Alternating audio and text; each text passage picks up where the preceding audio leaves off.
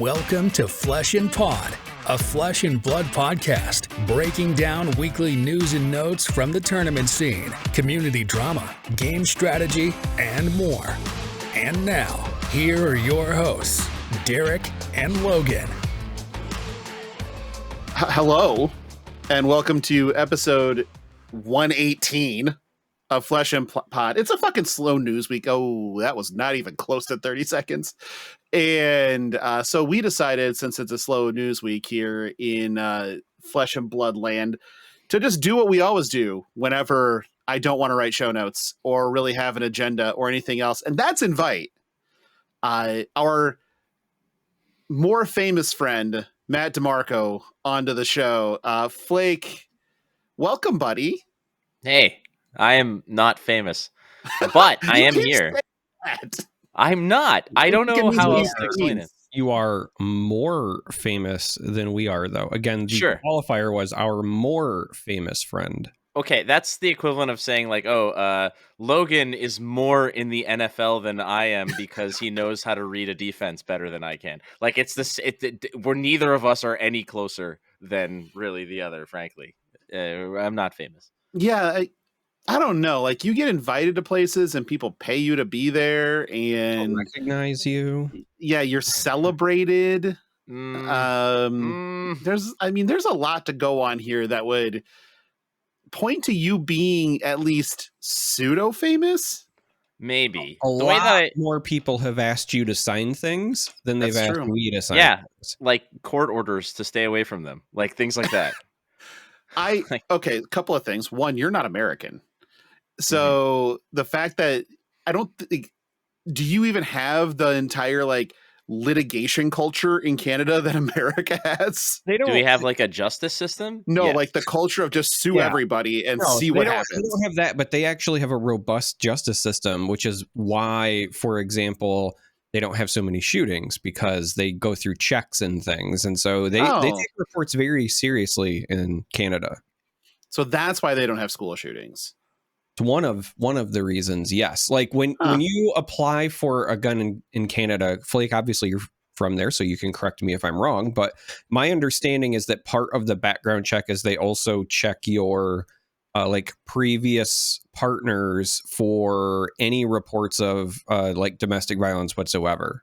So like if a former girlfriend's like, yeah, he used to hit me, even if there's like no proof, they're just like, nope, no gun.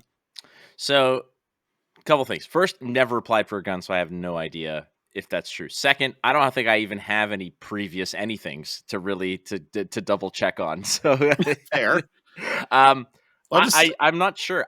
From what I understand, you can yes, the background checks here are fairly strict, which I feel like. But here's the thing: is that they're not strict. They're just right, they're just right for what we're looking to do. But yeah, I mean, I don't want to get into that. I mean, here if they run a background check on you for a gun and domestic assaults come up, they give you a badge and promote you to captain. They're just like, no, whoa, that just means that you only get 2 mags, not like 6. Yeah. No. Logan had the first time. You get the 6 mags and a job offer. Oh, nice. Right. And if you're in the military, you get promoted to general just immediately. First thing. Hey, that's how the U.S. works. We are a terrible fucking culture. When I'm ready for the revolution, I'll move down south. No, we're going north. Yeah, we're all coming up there. We're coming up there. We're not staying down here. We're not going to save the planet. We're just going to go north as it gets hotter. We're going to stay central north so we don't get flooded in on. We are 25 years of climate disaster away from invading Canada. I'm just throwing that out there right now. Annexing. Is anyone else like slightly concerned because, for example, I live in Toronto and it is February and it was like 15 degrees Celsius last week, which is like in the 50s in February like that shouldn't be a thing. That doesn't make sense at all, because growing up, and this is going to really make me sound old, but like 30 years ago when I was 8 years old, February was like, you don't go outside. We just don't. Yeah. Like, it was just too cold to do anything. Yeah, there should be like a foot of snow here in Michigan, and it was legitimately like 70 degrees Fahrenheit today, which is absurd.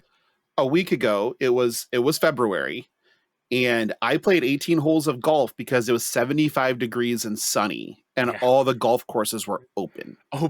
Like, not even like, hey, we should do something crazy here. Like, nah, open the doors. Yeah, tee times were bookable, and Unreal. have been. Like, we had one day last week where they shut it down because it then hard froze for 2 days, and by 2:00 on Wednesday, it was in the 40s again, and the frost was gone, so you could play again.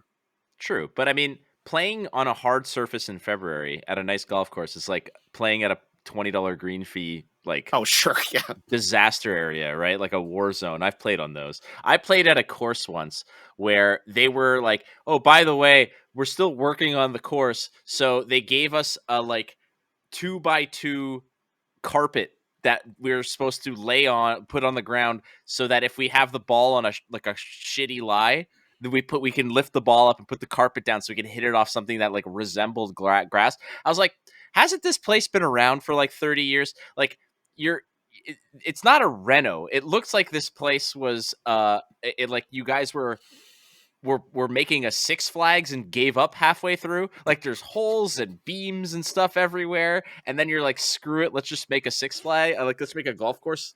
Like, I've played at those places. Where was this? Like, I gotta know. I think I thought I was going to like some water slides or something, and then I said, screw it, let's just bust out the golf clubs. I can't fathom if I go to a golf course and as I go to pay green fees, they go, here's your carpet to improve your lie. Yeah. I'm going to say, and I would like my money back. That is the next words out of my mouth. Like, no, absolutely not. I'm not doing this. Like, what the fuck?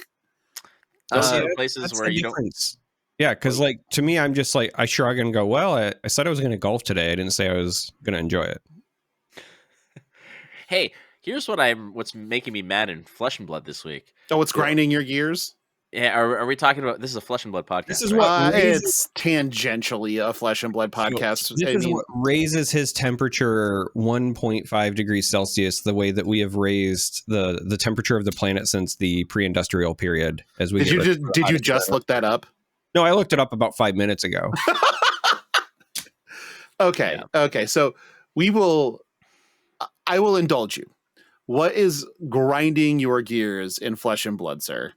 There is one thing, and I have to say, I have been very, very passive on the trigger finger when it comes to sort of writing certain tweets and replying to certain people or whatever. I've been very reserved. We'll say that this is my new Zen state that I've been in for the past little while. Since Christmas, I've been a lot more inclined to just say, tomorrow it'll be meaningless, so why get involved? Why get worked up? No. One of the things that I really wanted to get into it with was this whole Japanese card thing, where people were basically saying how it's going to be so... Like, who came up with this idea of drafting in with Japanese print cards in Japan, where they're launching the game in Japan, in the language of Japan? Like, I look, and here's the thing, because I absolutely get it, where people who don't know Japanese, like myself, or like most of the pros, are going to find it difficult to have to go to a foreign country to play a game with a set that is probably going to be fairly new, and play that set in a language that they're not familiar with. Almost like, oh, I don't know, most of the fucking world, when they go to a pro tour or a world championship, this is the one thing that really fucking bothers me, because I have had my share of criticism for my podcast, where they say you have a very Western centric vibe to it. No shit, asshole, because I'm from the fucking West, and the most of the connections I've made are with people at events that I attend. So that is kind of where that comes from. Plus, it's my podcast, and I can do whatever the hell I want. I have who I want on it. That's the way it goes. Oh, that's why I haven't been on in a while. That makes sense. Shut the fuck up. That said, the same people who might drag me over the coals about not having a wider worldview and really being sensitive to the global aspect of the game are now the same people who are like, well, that should be in English because it's going to be hard for me. Well, bitch, get real. Like, it's going to be hard for a lot of people, and it's been hard for a lot of people for several years. So I just want to get that off my chest. We really need to look into that. But also, like, they gave you 2 months. Just fucking learn Japanese. Learn the language. Yeah, Duolingo's out there, man. Like, it's the AI program that doesn't really do much in 2 months. You might think I'm joking, but I am 100% not. All you have to do is like learn the characters for the words "go again," and then just draft all the cards that say that, and you will. And have a blue strip at top with a 3 block in the right corner, bottom right corner. I mean, that's about it, right? But like, let's be real here. And we talked about this last week, but obviously Flake doesn't listen anymore. And but this isn't made for us. This is a celebration of the set being released in Japan, of Japan having official Flesh and Blood events and official Flesh and Blood distribution in Japanese language product. That's what it is. So if you're going to go over there and bitch about the fact that, the draft for day 2 is in Japanese, go fuck yourself. Like, let's be frank here. This isn't about you. This is about, this group of people, this country that is a cradle of TCGs and CCGs over the course of the last 30 years is getting access to the game that we love, and it's doing nothing but increasing the profile and the notoriety and the player base of a game that we're all very invested in. Now, if you choose to go spend your money to go to Japan and go to this event and, and perform in the event, you perform well, you go in with eyes open. It's not like they're just pulling the rug out from under you or anything either. Like, the day 2 draft is in Japanese. If you are concerned about it, learn the characters for Go again, memorize the pictures and what the cards do, and that's that. Right. But it's not about you. We glossed over it last week. So now, I guess since we're doing that, let me tell you exactly how fucking stupid these people are. Okay, step 1. It's only the day 2, so this affects so few of these people. It is not funny because you have to be attending the event, be good enough to make day 2, and then you might have a reason to complain. But also, if you've made it that far, you got a trip to Japan and you made day 2, so you're probably in the money. Like, shut the fuck up. Oh, I didn't go all the way, whatever. Like, now you can also be like, well, I probably could have won the event, but I really didn't know what the cards were. Like, you're getting yourself out of having an excuse while also still coming out of ahead.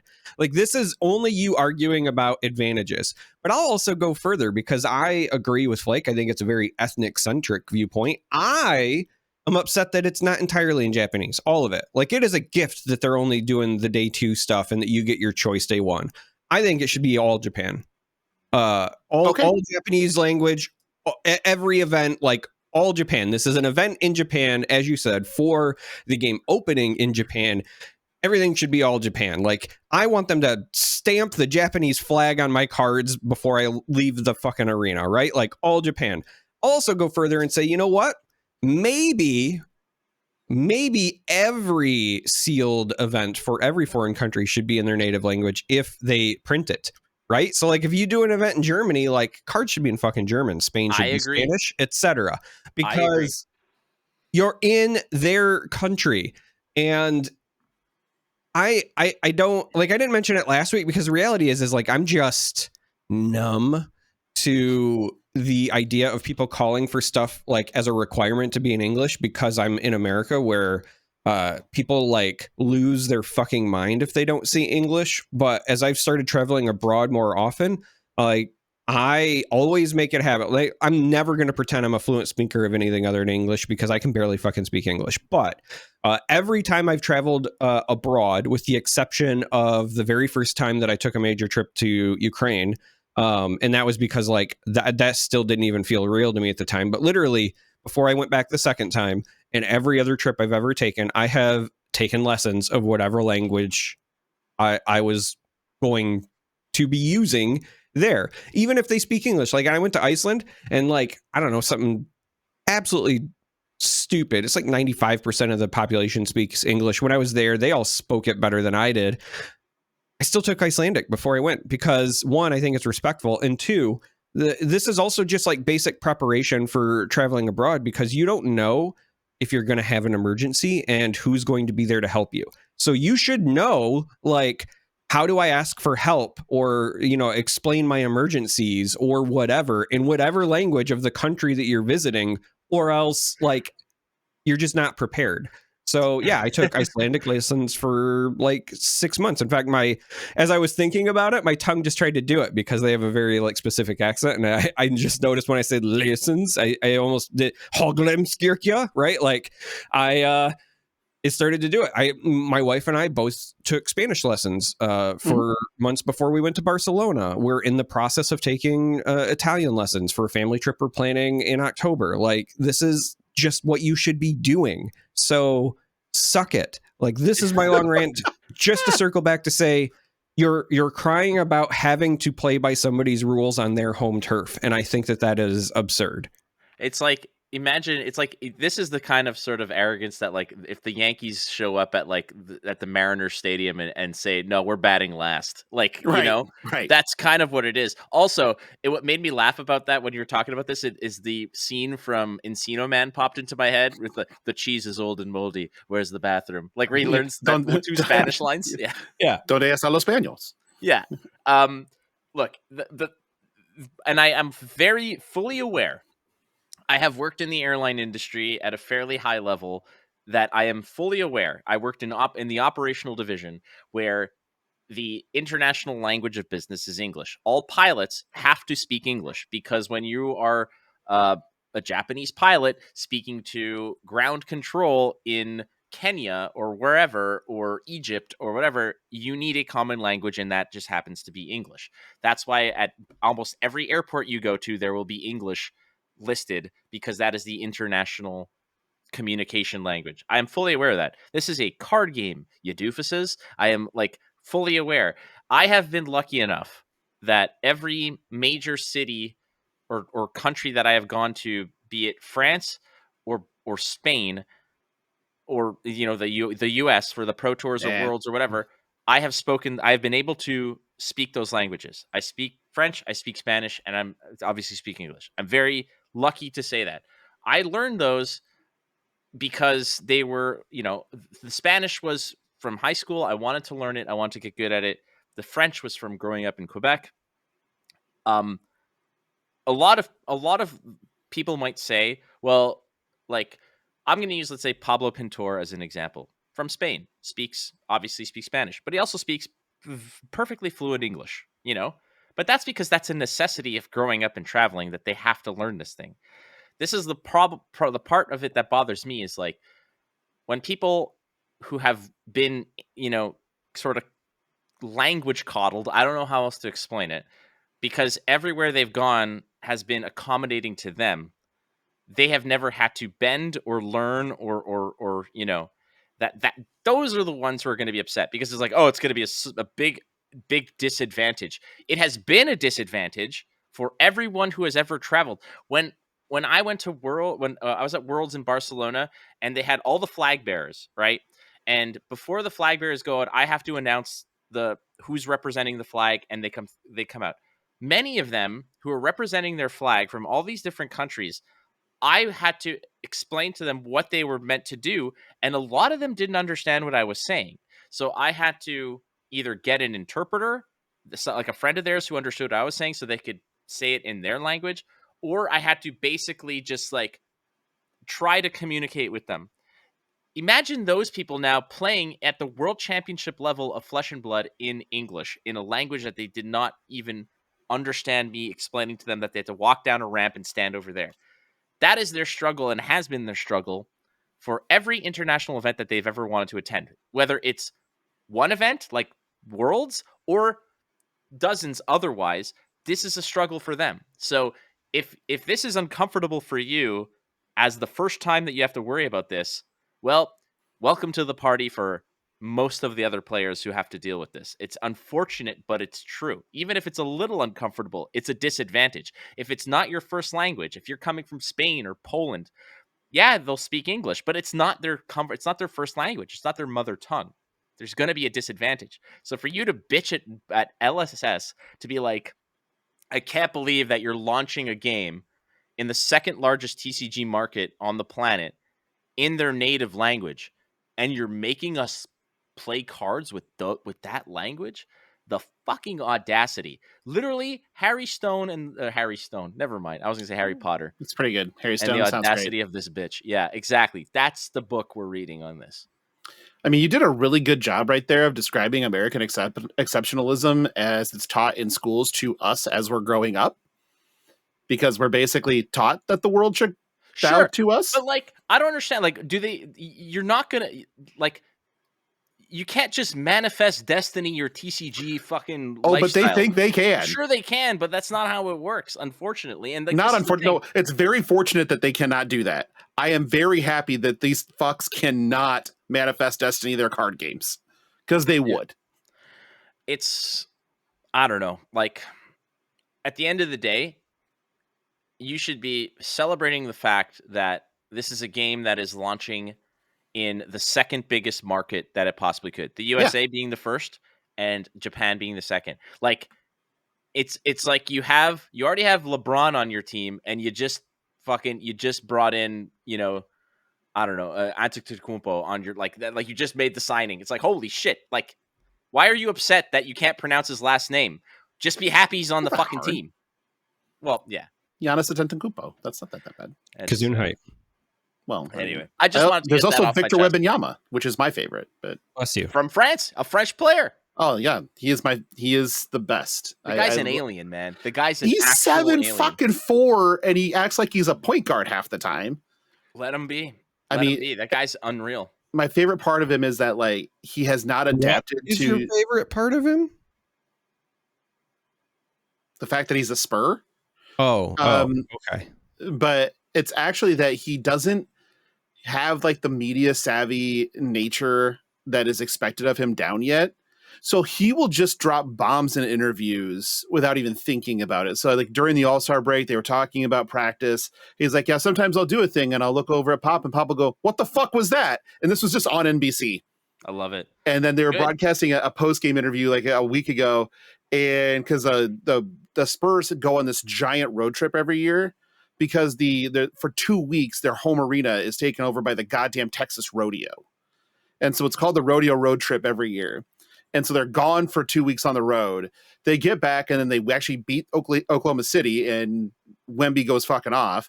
And they're interviewing afterwards. He's like, on national TV again, just like, oh man, I love this shit. And I'm like, God bless you. You are the fucking best. Right? I love this guy. Like, that's what I love. The shitty part about it is the fact that like NHL players are like groomed since they're like 12 to not be controversial in any way.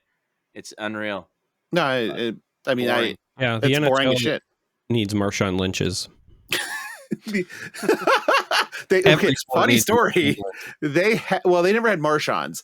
They had Ron Artests or Meta World Pieces. They had those. His name was Marty McSorley. Oh yeah. Like, that's basically Ron Artest, right?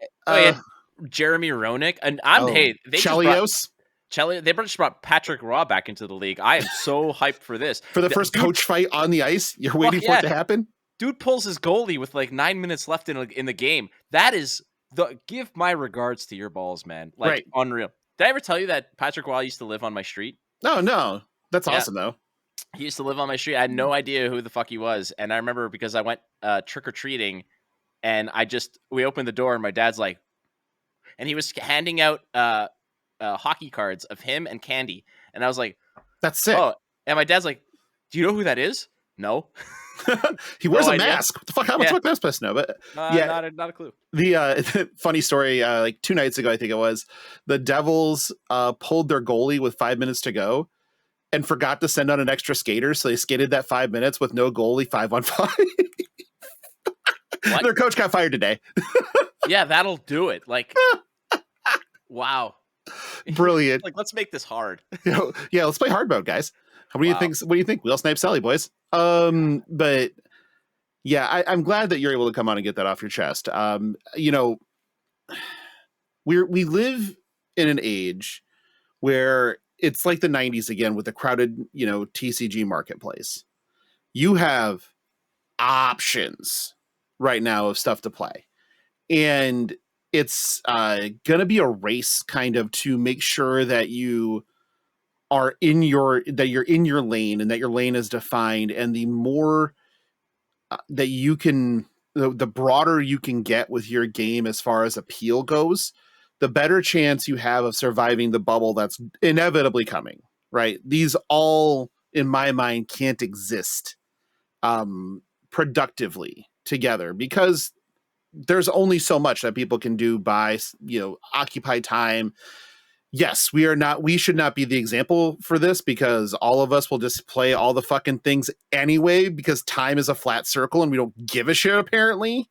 Yeah, Charmer's like actually in pain listening to me say that because he knows it's true. You're like, there's no way it can exist. And I'm like, don't tell me what I can and can't do. Never tell me the odds. But it's like this weekend, right? So I, on Thursday, I went and watched Dune instead of playing Armory because Dune. Also, you know, you put Florence Pugh and Anya Taylor-Joy in the same movie and yeah. You gotta do Zendaya like that. Yeah. She's, I mean, Florence Pugh is just like, oh God. Zendaya's, so I'm not doing Zendaya like that. It's that I've seen Zendaya in Euphoria. And so I can't, she's so fucking good in that show that I can't like see her character otherwise very easily. And so I'm like, wow, she must have really, really gone through with rehab this time because I'm thinking of her character, not Zendaya. And then I'm like, oh no, she's still on spice. I was just gonna say she's pretty rough, entirely centered around space drugs. So right. So that kind of like, I respect that she's an amazing actress, but my favorite like current actress, just because she can do anything, is definitely Florence Pugh. And Anya Taylor-Joy is like, I saw her for the first time that I can remember in the movie Split. Mm-hmm. And that movie is just like a James McAvoy vehicle to just show that he can do fucking anything. But she's there and helping like guide all the transition. And so she's basically like the Chris Jericho in the Royal Rumble calling the match for 50 minutes. It's like, that's what it felt like with her in that movie. I'm like, God damn, she's good. It's just, it makes me laugh because the entire concept is, like you mentioned, it's just space drugs, but they call it spice, where like legitimately, you know, it just makes you think the entire endeavor of like English imperialism is that they're out there hunting for flavor for their bland food. And yet they still can't use it correctly either. Like, they still don't know what the fuck they're doing. So all they did is go, shit, we can't figure this out. India, take their menu. Oh, okay, that works now. It's like the most popular dish in Great Britain is butter chicken. It's Indian because they could never learn how to cook with flavor. You know. Hey, speaking of Chris Jericho, did you guys watch that pay-per-view yesterday? I watched Darby Allin almost die. Oh my God. Okay, look, I think I'm sold on AEW. I was always a fan of like any wrestling, but I just wanted to watch Sting's last match. Yeah. So I was like, screw it. Let's just put it on when it starts. The freaking pay-per-view was like 4 hours, first of all. It was like unreal long. But of the like 6 matches, 4 of them were really good. And like 3 of them were like 5-star absolute. Osprey Takashita is Holy Moses, that was nuts. They are 2 of the best in the world. It was.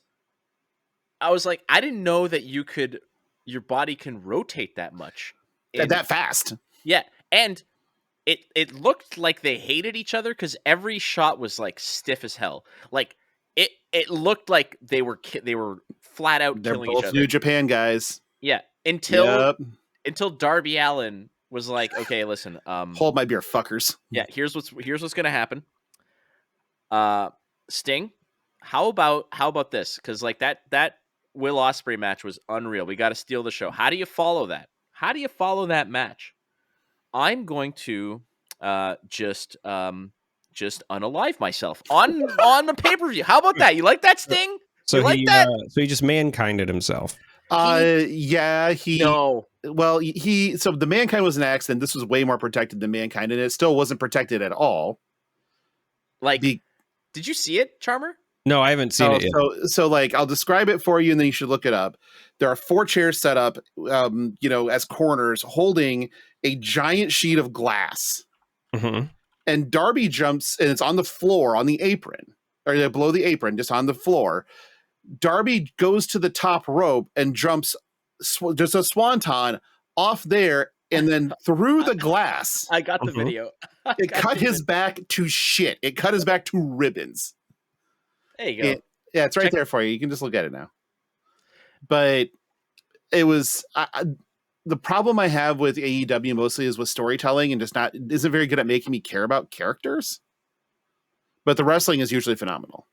But between this, like the tag match of who was it? Oh, the Combat Club and FTR. Yep. So the Revival, and that was disgusting too. Like they went haywire. But the thing about this Darby Allin thing, I got a message from Jeff Foster. Used to be a showrunner or director at Channel Fireball. And when I tweeted out, name drop some more. It's fine. I'm just saying. He's not famous though. Not like Flake. I'm not famous. No, I just meant Flake. He's not famous. Oh, Jeff, yes, he is. He just knows everybody. I tweeted out, has anyone checked on Darby Allin? Jeff sends me a DM because his buddy was at the match. His buddy was, so when you're walking down the ramp to the ring, mm-hmm. and then the floor opens up on left and right. His buddy was at the corner of the right side. Okay. So remember when Sting got put through that plate glass? That was in the corner? Yeah. Yes. He was 8 feet away from that corner. Did he get showered of glass? Yes, he did. Okay, because it looks like you should have.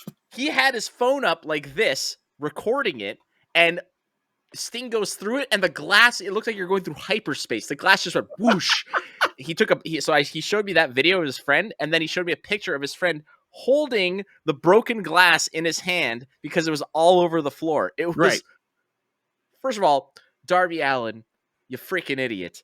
Don't know how he's still alive. Yeah, I don't know, but you can't do that, man. Like, I think the only saving grace for Darby Allin in this case is the fact that he weighs like $105. So he's very small. Exactly. So some of it was given up to wind resistance, like he reaches terminal velocity pretty quickly. Like, it's not that hard, but man, Charmer, like if you watch that video, tell me that is not the stupidest thing, because he wasn't in range of hitting anybody. He just said, screw it. Sting's leaving.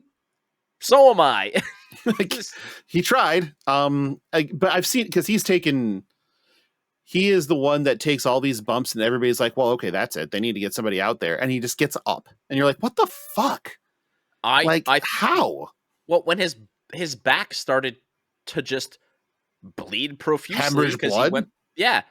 And then he just disappears. And then it's 2v1 on Sting. And he's climbing the ladder, and then he goes through a table, goes through a plate glass window, this and that. And then all of a sudden Darby comes in for the save, and he's bandaged up because but not everywhere. Not everywhere. Let's be real. And then he coffin drops like 2 of them. Yeah. The guy's crazy. He is nuts. He's nuts. And oh God. Anyway. I mean, we're also not a wrestling podcast, but we can do this too. But yeah, I honestly, going back to somehow traveling back to Flesh and Blood, this weekend I went and watched Dune, which is where this all started. Was me watching Dune. Right, Dune is how we got here. If anybody's keeping score at home, hey, you mentioned Chris Jericho. I did, and that I get it. But I should never have done that. It was my fault for mentioning Manitoba's favorite son, but. With Flesh and Blood specifically this week, I only played an RTN that was local. And our local meta is the most hostile possible in a lot of cases. So in this case, it was okay. There's a bunch of people that play warrior, including like people that have picked up Kasai recently because it's basically guardian, or you can play it basically like it's guardian because you guys have armor for days. And so we had 4 Kasais, a Dorinthia, and a bunch of like, a decent amount of brute, but really no prisms. And so that means it's Kano time. And it was won by Kano, as expected. I played with the entire arcane barriers not real and can't hurt me. And so what happened in round 2, I got paired into Kano, and it turns out that arcane damage is real and can hurt me, which I've learned twice this RTN season in the same exact fashion, where, okay, I need a win here and to lock, or in this case, it wasn't even a lock. It was a win here to stay alive. And the guy that won the tournament just like, turn 3, that's about, I can decide which turn to kill you. Like, I'm in no hurry. But let's like we'll target turn 3. That sound good? I'm like, yeah, get me out of here whenever you can. Let's do that. But I wound up going. I lost round 1 to a Bolton that literally was built over my work chat to beat Kasai's because expected at least 4 in the room. And then I get paired into the thing I helped build to beat me. Terrific. And then into Kano, and then rattle off 3 in a row and finish in 10th. Yeah, it's about right. But here's the thing. I'm not salty about Kano, but I'm in the fucking minority, it feels like some days, because you get all of these flapping gummed idiots out there. There's like, Kano's so toxic and bad for the game. And it's like, bro has 274 living legend points. So I don't want to be the guy who defends this point of view, but I will then say this because here's the thing. I don't think that Kano is a problem, and I definitely think that a lot of players could just decide like, hey, I want to do something about that matchup if they wanted. Like, no, sure. Greg, you're listening, and I know that you're laughing because Greg has seen my Arachne list and he's played around with it. And I think the very first thing I mentioned to him is I was like, we have AB5 because Kano can't touch me. It's the exact opposite of Kano isn't real, he can't hurt me. I was like, literally, we play the entire deck and we swap out 9 cards to go down to exactly 60 for Kano with AB5, and then we just never lose. And so he was like, well, last couple of times we talked, he was like, well, I think I'm going to like AB4, but I'm going to put in Oasis. I was like, I don't have to draw AB5. It's just always there. I don't want to worry about it. I just do this, and Kano isn't a problem. So there are ways you can game plan for it, blah, blah, blah. But my point is this. I can understand why some people don't like Kano because he is currently in Flesh and Blood the only hero that creates a play experience where it feels like me as the opposing player have like no agency, no interaction, whatever. He is very unique in play experience when you are on the receiving end. And yes, there are things you can do to mitigate it and whatever, but I can at least understand when those people who, they run into Majin Bay or, Peter who know what they're doing and then they're like dead on turn 2. Like, I get it. A lot of people who came to Flesh and Blood left Magic or other games because they didn't like that experience. And so when you have it again and you're reminded of it, you're like, yeah, that's not fun. So I will empathize and say that I think long-term stuff like that's probably not great for the game. And I do think future Wizards, I feel like they already learned their lesson to begin with because Icelander was already wildly different. Now you can say what you want about Ice. I felt like Ice was fine, but you could see with Icelander's design, it was a completely different approach, right? And I think that future Wizards are going to, again, be a different approach. I don't think we're going to see a lot more of what I would call the true Kano experience, much the same way we don't really see much of the Rhinar experience with the new Brute stuff, right? Because Rhinar was literally in this set. Yeah, but you don't see like, yeah, Cast Bones and some of these other cards are very, very good, but none of that stuff was like creating more situations where your opponent has all 4 cards intimidated and you take 30. You know what I mean? Everything is done with a level of intentionality that tells me that they are taking player feedback. And so, like, look, I get it. It sucks to lose and feel like there was nothing you could do, but I also played Bravo for like 2 years into Prism, so I have zero sympathy for you. Yeah, like here's the thing, and it's the same kind of conversation that I would have. You know, I play tons of Overwatch, or used to, or whatever, and you know, yeah, and when you beat somebody and you just squash them, and they're like, oh, of course you're playing Bastion, or you're playing this, or you're playing whatever, like so cheap, and so this, it's OP, and blah blah blah. My response is, you are also allowed to play it. If it's so busted, why aren't you playing it? Okay, so let's dig into that. If it's so busted, but you're not playing it, there's one of several reasons why you're not. Number one, pride. You don't want to because you think you're better than that. And that's fair. In which case, shut up. You've made your choice. The second is you're not good enough to play it because you either want to and can't figure it out, or you don't want to because you're too proud to play it. So your resorting factor is, because you can never be wrong, is to say that there's something inherently wrong with it, when in fact there is not. Now, that said, yes, the game experience is different because every Kano matchup is basically the first 2 turns take 3 minutes, and the third turn will take 20 or however long, because you're going to present lethal, and then they're going to have to go to the bank and start making some withdrawals and take a line of credit and get a loan and do all this stuff. And if all things happen and they get paid out, everyone goes home happy. But if they don't, then the bookies come and break their freaking legs. The problem is that some people are good for it and some people aren't. It just so happens that the ones who are good for it are really fucking good for it, because they play Kano because they know that they can bust you up. Because I have played against bad Kano players and it was never a problem, because the games went to like turn 8 and I never felt like I was ever in trouble, because their popping off for a crazy combo was like 22 damage. But when Majin Bey or Peter Budensik or Alex Vor pops off on one of these bad boys, it's like 45, you know, like there's nothing you can do, you know, and because they have figured out all the outs. And the thing about it that really upsets certain people is that maybe you are at 35 health and maybe you have been insulating and trying to play around it.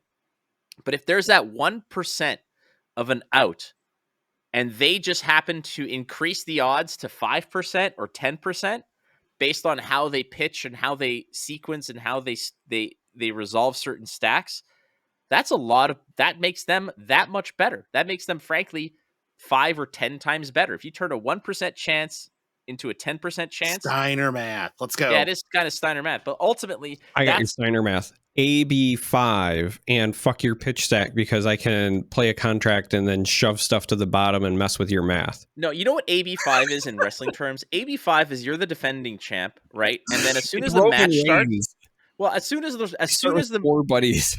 Well, but it's not even that. It's AB5 is is assaulting the bloodline 5. Yeah. Sure. No. This is the strategy, though. AB5, the strategy is you're the defending champ. The bell rings, you walk out of the ring, and you run away for as far as possible until the 10 count rings, and then you're disqualified, and the title can't change off a count out, so you remain champ. Literally, That's Sami AB5. Zayn did that. Yeah. Like, as an entire run. Smart move. That's AB5. It's like, I ain't winning, but neither are you, fool. So one thing that you did miss in there is there are some people that the reason they don't play a deck like Kano is because it's not fun for them. And at the end of the day, if you're doing something that you don't enjoy, it's really hard to just like strap in and do it. Sure, but in that case, I do want to point something out though. Go for it, yeah. those are rarely, if ever, the people that are complaining about Kano. Right. Because they are they are with the understanding that they are valuing the enjoyment factor of a tournament over wins and losses. And I fully respect that. There's nothing wrong with that. And in the same vein that there's nothing wrong, obviously, with going to a tournament where your number one goal is racking up W's. That's what you're there for. I get it. But in the same regard, if you are evaluating your tournament experience based on how many wins and how many losses you have, if you are complaining that that is a unfair hero that just blows up the board, then play that fucking hero and collect more W's. Put in the work to learn it. That is the tough part. Stubbornness is one of the most just absolutely back-breaking burdens and weights that people carry on their back that stops them from ascending that ladder because they want to do it their way. They don't want to do it the way that everyone else is doing it. Bitch, there are no fucking style points in the Pro Tour. There are none. People might talk about it and be like, hey, did you see that fucking cool deck? You know who had style points? Fucking Charles Dunn, when he won the Nationals, he did it on a traditionally aggro hero and flipped the fucking tables on it and said, no, we're slowing this down. We're sending a 7 for 3 at you, and then we're blocking for way above rate the entire time. I'm grinding you out. Not many style points, but it was different. It was the talk of the town. But you know what? If he fucking lost, nobody would have given a shit. It's like, that's the thing. So when you win, they don't remember how you won. They remember that you won. They don't remember how. They remember how many. Yep. Yeah. And understandable. No style points. I still remember how Greg beat that Kasai on Talishar. If you haven't watched his video, you should go do that because that made me very happy. Was he playing Arachne? He's playing Arachne. He's modified his list to be a little bit different than the one I originally sent him. But so the Kasai player failed to prevent Pile, and they didn't understand what their role was in the late game. Okay, fine. No, was it like he popped off with a coercive, because I keep preaching how good that card is and how it does everything you want it to do for Arachne, and he popped off with a coercive and made like 15 silver in one turn, and then the person just DC'd. Did the Kasai player forget what cards are? No, that's what that deck is capable of doing if he gets the good draw, and he just happened to get the good draw. Yo, Shred is a dirty card. Shred is absolutely filthy. When that card was printed, I'm like, fuck red Shred. It's blue Shred the whole way because people always block with Exactsies for the most part, but blue Shred just absolutely goons anybody's day, and it blocks for 3. Like, it's just, it's the perfect card, man. It's like, when they printed that card, I was like, there's something here, man. Like, Shred is such a good card. Shred is cool, man. The Greg turn in particular, he had 2 0-for-4s and then like a blue and an Eradicate, and then he had the corrosive in the arsenal. So he starts with the 0-for-4, gets blocked, right? Guy's just trying to stop contract stuff. And he's like, okay, coercive, hits the thing, gets the contract. But now all of his stuff has go again, right? So he's like another 0-for-4 with go again, banish a card, end with Eradicate, get like 4 more. And then because they're all in the chain link, every individual contract triggers. So he ended up with like 15 silver, and then the person just DC'd. Like they were broken. He'd also earlier in that game banished their dynamos. Got already deaded. No. Yep. You can't, because Shred is a hell of a card. So Greg is such a dude. You can't. You have to see when that's coming. I'm just happy that Greg is joining my Assassin Dark Side, so I have somebody that I can like send all of my stuff to and be like, more Sims. This is the spice. So I sent him a bunch of notes, and then he'll just periodically send me something and be like, "Hey man, check this out," and it makes me so happy. I'll make you the Court of Shai Halud Discord channel for your dick worm simping. Are you off Bravo now? So he's still like in the rotation because I still really enjoy them. But I sound like you have a stable of hoes. I do actually, right? So it's basically Gata. It's Bravo. Bravo's his bottom bitch, but you don't always send your bottom bitch out to do the work. So Bravo, like, I'm never not going to enjoy playing Bravo. It was my first real hero I fell in love with. I like the play style. I like the disruption. So I still play Bravo periodically. Uzuri is my favorite one to pilot and build just because there's a million different ways to do it, and I enjoy it. But when Heavy Hitters came out and I saw Course of Tendency, I've picked up Arachne and been playing kind of like a lot of it on Talishar and just kind of testing stuff out. And I have found it's not like, what I would consider to be like a tournament worthy deck, but I have found a version that works enough and is a ton of fun, and he might be winning me over. There is quite a lot of nuance to the way that you pilot him, but then also for a number of decks that do care about second cycle, just messing up their pitch stack is so fucking satisfying, man. There is nothing in the mind games of like, all right, I'm not going to send it. And then they like overblock and then they get like some shitty blue when I've went in with Leave No Witnesses. Like I don't think I appreciated him as much as I did Uzuri right out of the gate, but now that I've had a chance to pilot him, and Coercive gave him so many things that he really desperately needed, I'm really enjoying him a lot now as well. Is now the right time to correct your language because Arachne is non-binary? Yeah. Yeah, Charmer. How dare you? I can't believe you. Oh, man. I think he just he's in screensaver mode now. Yeah, he's the goldfish fucking in the fish tank screensaver. You're right there, buddy? No. No?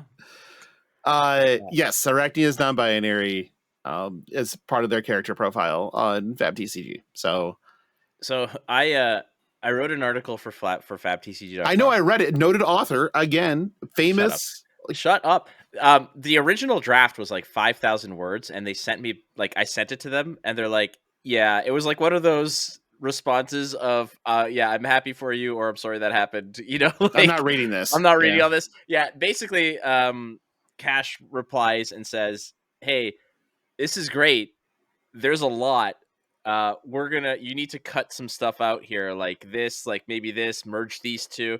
One of the things was they wanted me to do a little bit of some of the heroes to watch, and in my sleepers spot, I had like 5 sleeper picks of like heroes that could wheel in. Kano was one of them. Prism was another one. Uzuri was one, but they didn't like the way that I talked about her because I refer to Uzuri as the Tinder of Fab because what you see is not what you get. Okay. One, that line's fucking gas. Yeah. And you should be proud of it. Thank you. Like, I have the original article, but ultimately I said, yeah, I'm like, I said that Uzuri, the Fab's version of Tinder, because what you see is rarely what you get. And then it was a whole thing. And I'm like, okay, you show up thinking you're prepared, and then you get burned, and all you want to do is get the hell out of there. Like, that's kind of. Yeah, the classic Uzuri catfishing scam. Basically, it was so good. Anyways, I'm playing Battle Hardened Philly, which I'm super excited for. So I think I get to see Neon Shorts. I get to see Mikey. Yeah, Torek. I think Mikey Torek is slated to be there. Like, I've missed that guy. He is developing his own card game. I don't know if he even wants me to talk about this, but he has been so in the weeds with this card game that he's created. He showed me the rules. He's already programmed cards into TTS. Like, this dude is unreal. Oh, he's in on it. All right. Yeah, no, he is. Every day he sends me an update with like spreadsheets and all this stuff, asking me questions. I put him in touch with Sasha Markovic because Sasha's making his own game too. I was like, dude, go ask Sasha, go talk to Sasha. And afterwards, I put them in touch, and afterwards they both send me a private message being like, that was a really awesome conversation. I learned a lot from from the other person. And Mike is like so inspired. I have to say this because Mike doesn't get enough credit because he's so mired in the pitfalls of standard life that he is still one of the best deck builders I've ever met in my life. And I'm talking about everybody else that I know. He is one of the best deck builders I've ever met in my life. He's one of the best card players I've ever met in my life. And he's developing a card game in which the concept that he explained it to me, and I don't want to spoil it or anything, but it is so cool And now we're talking about this whole TCG bubble thing of all these card games coming through. Have you noticed, like when was the last time you heard talk about like Sorcery or Grand Archive or like all these Kickstarter games that have been, and I'm not saying that they're bad or anything. I'm not saying they're, I'm just saying like it just seems that in the past 2 years they have been just throwing darts at the wall, and some stick for a while, and then both of those are like the two are Bandai games, I guess.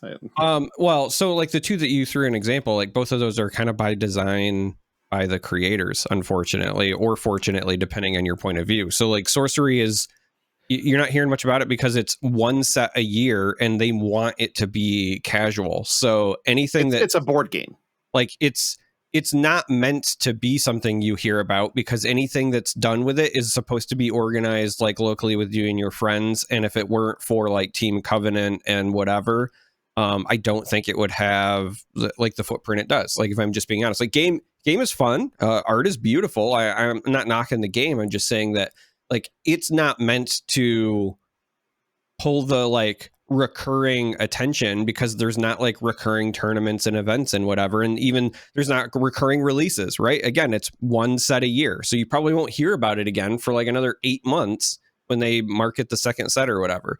Grand Archive, that one was meant to be, I think, a bit more competitive, but from what I know, with the way that they had their events ran and whatever, they didn't want that game to ever be featured alongside other stuff. So you're never going to see it at like an SCG con, because they don't want it to be like at an event where, Magic and Flesh and Blood and Lorcana and whatever they want only Grand Archive at a Grand Archive event, which like I can respect, but I'm just saying that's also like, that's a decision. And so you're now relying on, your own events and any third party person who's going to be like, we really like Grand Archive and we'll do just that. But people like the Realm and SCG and whatever are never going to run those events because they run events for a number of different games. You know what I mean? So both of those instances, I think they kind of did it to themselves. Also, just real quick, I will correct myself with Arachne going further. I had missed the part where they had said, so like the story and lore stuff that I had read, they never mention it.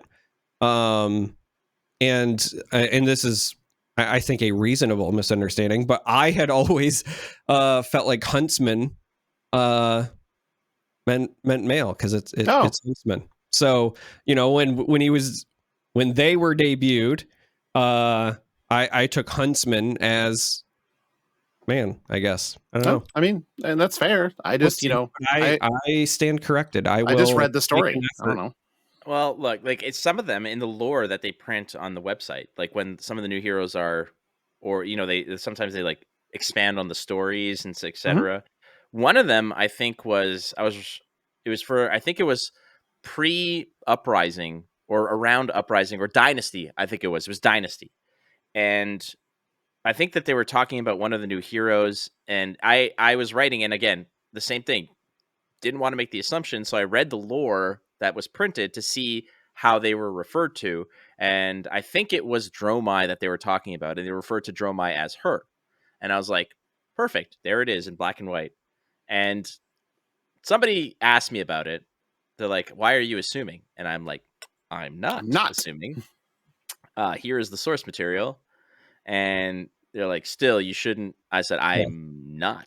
Right. Like I said, when Arachne was released, I had read so like on the website, I know they do like an about, and they usually do like an intro story, and neither of those mention it. And so like I had read those, and like I said, I was just going off of Huntsman. So, but I looked it up and I stand corrected. So I will make the effort. I mean, sure. They are a spider. I guess I should just refer to them as a spider person. Can't say Spider-Man though. It's got to be a spider person. Unless it's your surname. And then if your surname is just Spitterman, like that's fine. Mr. Spitterman? Well, no, I just meant because of like copyright reasons. For some reason, saying that just made me miss Richard Lewis already. Like, oh god, yeah. I dude, a new episode of Curb was like yesterday. I watched it this morning. But look, the shitty part about it is like I watched that episode too, he didn't look good at No. all. But he was, that was right after he got diagnosed with Parkinson's. And so, yeah, I mean, sure. And a lot of people who are completely when like something like this happens and it's unfortunate and everybody wants to give their opinion because they want to be part of the bigger conversation and they want to be the ones to sort of poke and prod and find fault in certain things. Some of the dialogue regarding Larry David's response, like first of all, Larry David and Richard Lewis were like very best close friends. Yeah. Larry David's response or his statement regarding it was perfect. Absolutely perfect. It was. Because what he says, he's talking about how great their friendship was. And then he said, Richard Lewis made me sob today. And for that, I will never forgive him. Yep. I think that is the perfect encapsulation of their relationship. If you've ever seen Curb Your Enthusiasm, if you've ever seen the two interact, they are so in love with each other as people, but they are constantly at each other's throats. Because if you go back, like some people tried to take that clip of them talking at like a funeral together where Larry's just like, when are you gonna die? Can you just die already? Yeah. And people are like, ooh, cringe moment. No, that was 20 years ago. Dude, like, that is their dude? relationship. That is how they interact. So when people were like, oh, that's a pretty weak statement by Larry David that he's making it about himself. No, he's not. He's not. He is honoring the nature of their friendship. It's like, I read that and I was like, it was so endearing to me because I was like, in his public statement about his close friend, he still managed to just get him one more time. One more poke. Yes. Because my favorite in Curb, and it just always seems so natural, is just like when Larry's walking out the door and Richard yells at him, and then Larry just yells like, "Fuck you! I'll see you tomorrow." Yes, it's just like, yes. That GIF that you all probably have seen of Larry David saying, "Fuck you! I'll see you tomorrow," and then he just closes the door and leave. That is in response to Richard Lewis. So good. It's so good. It's how some friendships are, and it's just so beautiful at times. Yeah. But hey, I'll tell you about one thing. Speaking of Manifest Destiny, I don't know if this kid just found out like recently about 1812, but Brody Spurlock came to Ontario to wreak havoc for a weekend. I saw that. Oh, over under, or do you think by the time that the premiere event happens in Tokyo that Brody will speak fluent Japanese? He'll have to. This is the thing. It's because for a lot of us, it's like, oh man, how much can I possibly learn in like 2 months to make myself semi-coherent or even understand how to call an Uber or something like that? Brody's going to probably just be completely fluent to the point where he's going to be like, oh, I also designed a new card in Japanese as well. And it's just as complicated as the other. Doesn't make any sense. Basically, he's trying to make Chains of Mephistopheles happen, and I'd like him not to. Oh man, I saw that picture. Like it was shared to me. I think Dave Roots passed it along because it was Sean Dollawall who was there. Like, are we signing the sandwich? No, sorry. It's not going to be Chains of Mephistopheles. When he wins the Japanese event, he's going to create like Shahrazad. It's going to like be a game, not sub games. No. He's going to make Goblin Game, but for Flesh and Blood. Okay, that's flipping coins at least. I'm okay with this. Is that the one? What's the one where it's like you could hide objects in your hand and like do the whole thing? And if you have more objects than your friend, then go fuck yourself. Like, I don't know. There was one of those cards. I forgot what it was, but. So the one I was referencing, Flake, is the one where you literally, you stop your game and then you start a sub game. You take half your deck or whatever, and then you play a sub game, and then the loser of the sub game loses like 5 health. It takes 5 damage. No, I think they lose half their library. Is it half their half their life and half their library? And I remember this card because I asked the question: what if you play that card in the sub game? Then you play another sub game, correct? Yeah, you're going deeper into the matrix. You're another layer of inception into this nonsense. And a lot of times, Shahrazad's wind up with a okay, start the Charizard game. Okay, I concede the Charizard game. I lose half my health. Blah blah blah blah blah. Mirror universe. Fuck off. And it's just like, no, dude, well, that was a lot for nothing. And keep in mind, people were complaining about the complexity of like exude confidence. Yeah, that's why it's funny to me. Like that's nothing. No, man, all this fit on like 5 lines of text. Don't worry about it. Like here's the glossary chapter for this one Magic card. I have an oversleeve for my Chains of Mephistopheles that replaces the text box with a flow chart of what to do. Like I was sick of explaining it, and so I saw it and I'm like, yep, that. There we go. Perfect. Now I don't have to explain. I go here. If this, then this. If this, then this. If this, then this, then this. And then like, oh, that's fucking mean. I'm like, yes. Yeah. That's the point. It's a 2-mana go fuck yourself. And we're all there talking about like barter system or whatever the hell card that Brody's going to create at some point. Yeah, I don't know how this is ever going to work with as it was. I know it has some like secret bidding thing. I hope that they allow for like early mail-in voting for this. Otherwise, Brody's matches are going to take even longer. Brody's going to start gerrymandering his pitch zone.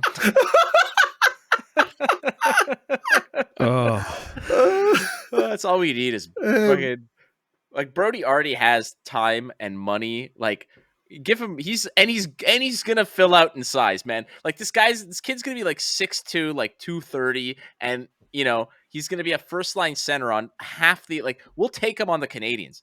100% we'll sign him right now. That kind of like he'll fill out. He's got the smarts, you know. You know what? Like we've already got chess boxing as a thing, but considering how closely related the two are, I would not put it past Brody to be the one who starts the Flesh and Blood pro wrestling circuit. Maybe. I think all three of us are way too old to actually compete in that. No, like, but I can I can manage one. Like, Logan is the best Paul Heyman, and then like I can be the dumb Taz to your Michael Cole any day.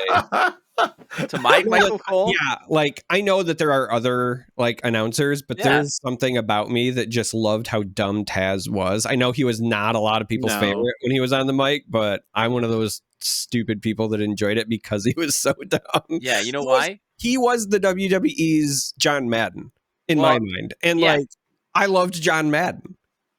Well, Taz went a few too many times headfirst into Suplex City. Like that's how he sure did. It's unfortunate. And he had bad form, so a lot of the times he hurt himself more than his opponent. Like if you go back and watch the number of times he landed on his own head trying to throw those. Dude. Speaking of which, at the pay-per-view yesterday, Cesaro, or what is it? Claudio Castagnoli took a pile driver off the floor, and it didn't look clean at all. Like it did not look clean. Like the dude is I think the dude is like 6'4" or something like that. He's billed like that, so he's probably 6'2". Well, he's 6'2" now after that pile driver. Yeah, now he's 6 foot even. Okay. Yeah, that was kind of gross, but I think you're right. If I'm gonna Michael Cole, you are absolutely Paul Heyman, by the way. Yeah, I like when Charmer said it, I saw it immediately. Paul Heyman, I think it just got inducted, or he's going in the Hall of Fame. Yeah, well deserved. I would say that Dagan is your Brock Lesnar, but I don't want to do that to Dagan. So no, not anymore. No, like maybe a month ago, sure. In search history, and maybe I don't know. I'm not doing that. I am not touching his search history. That is not currently. Goddamn, he's gonna. If he listens, this is gonna get pissy with me. It's gonna be great. And that's a perfect term for it too. Yeah. So like he got braces, and so right now he's on nothing but a liquid diet. But that's probably giving him like a robust load. If anybody, these are all terms that. I cannot wait to edit this myself. You don't get to edit this. That's the thing. Right. No, when he does his little segment. That's why I was laughing earlier when you were like, and my favorite part of him is, and I was like, what? Oh, like, God, not that. Flake does this? Like, He stopped doing that. Flake doesn't do that anymore. Hey, if I Michael Cole this, that means that I get an entry into the Royal Rumble. Plus, I get to come out with the singlet on and like the earpieces and everything. Yeah, you know what? If that's where we're going, then I will change. I will not be Taz, I can still be dumb and be Pat McAfee, and then I can have my entrance to the Royal Rumble be like I walk in and then I just walk myself out. Yeah, that is like the best one. Like in terms of all the best like Royal Rumble like comedy entrance, I really have to give some props to Pat McAfee for making it hilarious. Where he walks in, he's like, you know the story. You know the story, right? Not fully. So like because of the Lesnar stuff and everything else, they had to do so much moving around on like the for the Rumble, and in all the moving parts, they forgot to tell McAfee that he was going in the Rumble. So when he's sitting there and his music hits, that's when he found out that he was supposed to go in the ring and do a thing. Like, that's even more incredible if you consider that. Well, there's that one's awesome because he's just like, oh, you know what? Let's go. And I think that Brock Lesnar was replaced by Braun Breaker. Yeah, by Braun. Yep. And Braun Breaker had a great Royal Rumble. He looked awesome. Yeah. It's Scott Steiner 2.0. Like, right. It's Rick Steiner's kid. So sure. Is it really? It does not surprise me because he looks like a Steiner through and through. Yeah, he is like Scott Steiner is his uncle. So yes. Wow. Okay. Well, that makes sense. The other one I was going to say is one of the best is when what's it? Santino gets eliminated in 1 second.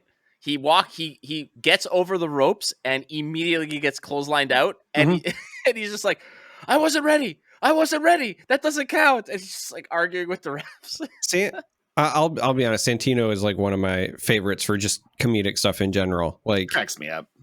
Like if I had my way, I would love to have seen like Santino with R-Truth as a tag team duo, just like selfishly, because there are two people who crack me up, and it's those two for sure. Like the one time I'll pull the like I know people card. Oh, here it is. Well, Santino followed. I don't know if he still does, but he did for a long time follow me on Twitter because I randomly messaged him 2 or 3 years ago. I DM'd him because his gym or his dojo or whatever is in Mississauga where I live. He's from here. So it's like his dojo is like 20 minutes away from me. And I messaged him randomly and literally, or I tweeted at him and I said, hey, Santino, I'd love to have you on our podcast to talk a little bit about you. One Mississauga boy to another. And then he followed me and sent me a DM and said, yeah, give me some more details. And I said, sure, let's work something out. What's your schedule like? And I don't want to. And then he ended up on like doing all kinds of stuff and whatever. And we never got it done. And I never wanted to push that button unless I had something of substance to like approach him with, which was nothing.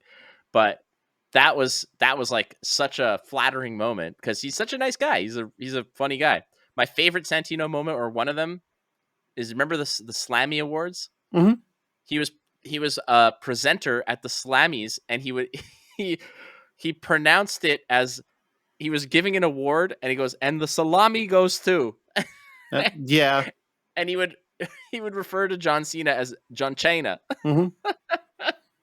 It's beautiful. It's beautiful. Oh God, he's so good. He's beautiful. I did like how many? Because Charmer did like 5 Star Wars Unlimited pre-releases. You did 5? No, I only did 3. He's just I did one. It was every day was Stark. Though I am likely. There was a local store that I couldn't make it to because they were double booked with another one. They're apparently gonna do another one this Friday. They had enough leftover stuff. They were just going to run another event. So I will likely go to a 4th one. That's what I did tonight. Cause there was one on Friday and played that, had a blast. Then Saturday there was another one locally, but the RTN was overlapping with it. So didn't do that, but reached out to, while we were doing the Friday event, it's like, how many of these kits did you get? Can we run this back? And Zach was just like, I think we got 48 kits. So I'll pull back 8 and or whatever for you, so you just have them ready for you on Monday. And that's what I did tonight before I came here, was go play Star Wars Unlimited. So then that's kind of what triggers the thought with when we're talking about like there's not room for all of this. I feel like the lines of demarcation between these types of games are going to get thicker and thicker. So you're either a competitive game, you're a casual game, or you're a niche game somewhere in all of this. But yeah, like I think Star Wars Unlimited is going to occupy the competitive space with Flesh and Blood. We can hope. I hope so. It has the fundamentals. Like yeah. the structural integrity of it is there. Like it's not, and again, this isn't a knock on people who play Lorcana. Lorcana is 10% as deep as Star Wars is. Like, and I've had this conversation, like, for example, with Jordan Kennedy. Jordan and I were talking about it, and he still likes Lorcana. And again, I don't think that the game is a bad thing. Any game that gets people into card gaming where they enjoy it, like I call it a gateway drug. It's a gateway drug to more complex games. Like cocaine. Sure. Is cocaine your gateway drug, or is that the final boss for you? No, that's the gateway drug. Into the bath salts, and now he's on the fentanyl. Okay, so all this to say, I love how you just are like giving the like concerned person response when you're talking about me being on fucking fentanyl. The thing about Star Wars is that on the surface, it is incredibly basic because it's just numbers crashing into each other until you play the damn game and you realize, holy shit, if I do this thing, my decision tree starts with 2 choices. If I go down path A, that branches out to 5 more scenarios that I can go into. If I go with, branch B, that's another 5, and they all come out with 2 completely different outcomes, but it all depends on what my opponent is going to respond to. I played a game where if my opponent was I was Sabine, they were Vader. They had a board that was going to whoop me in half. But as Sabine playing aggressively, my goal is just to go get face. You to position. Exactly. So we played a thing where it was like, we played it where I was completely outclassed. It was my last turn to live. There was no question about it. Thing about it is that I got them to 24, and basically if they had a bunch of 4 attacks and they had a 5 attack on the board. And I'm like, if you swing at me with that 5 attack first, I cannot win. But if you swing with the 4 attack first, I have a chance to vanquish your 5 attack, and that keeps me when all is said and done at 23 health, so that when I take initiative, I can just tap Sabine and beat you. And they were agonizing over it because they're doing all the math in their head, and they're like, this. They're like, I think I got you here. I'll swing with this. Okay, I take 4. On to me. I will vanquish your Vader. And they had Vader leader and Vader character. So I vanquished their Vader character. I was like, oh, okay. Jesus. And they do all the stuff. And when it comes down to it, and after that vanquish, that was all I had. I'm like, take initiative. And they're like, all right, swing for 4, swing for 3, swing for 3, swing for 4, all bing, bang, boom. And they're like, oh. Like, what are you at? 23. I'm at 24. Or at 29. Because I was playing at 25 health base. They were playing at 30 health. They're like, I'm at 29. Yeah. Okay. All right, regroup. Yep. First action on me. What are you going to do?